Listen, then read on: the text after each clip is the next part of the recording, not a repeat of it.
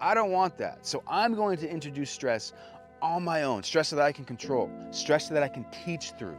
So he has the skills and the ability to be able to handle that, because I know that's the only way he's going to be able to grow. No living organism can survive and thrive and grow without stress being introduced. It just doesn't work that way. When you bring tools into your dog's life, those tools can operate on a varying level of intensity, on a varying level of stress. Like, you can use very low levels of pressure, and you can also use high levels of pressure depending on the situation that you're encountering, depending on the behavior that the dog is acting in. The stress that he feels from a leash correction, for example, is going to be a lot more effective than the stress he would feel from chasing after a car and getting hit, or from reacting at a dog that puts him in his place and creates an unpleasant situation. And that stress being introduced from those tools is something that I can control and I can communicate through, and that I can be strategic with, to build my dog up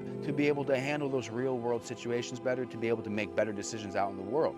I want my dog to make good decisions. I want him to be able to do that on his own. I want him to be able to mentally and emotionally regulate himself. That simply isn't possible without introducing stress to his life. You're a parent to your dog the same way a parent is to a kid.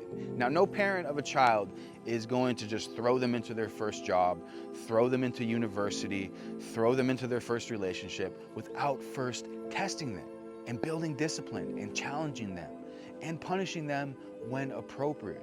And not doing that from this emotionally angry place, doing it from a calm place where you know you're doing the best for your dog. The reason I give my dog fair and effective corrections is because I care about him. I care about his well-being. I don't care what other people think of me. I don't care what that person on that walk thinks of me. I don't care what people on the internet think of me. I care about my dog, and I'm putting his well-being before everything.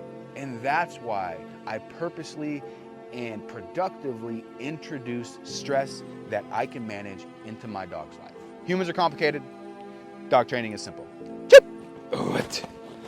What?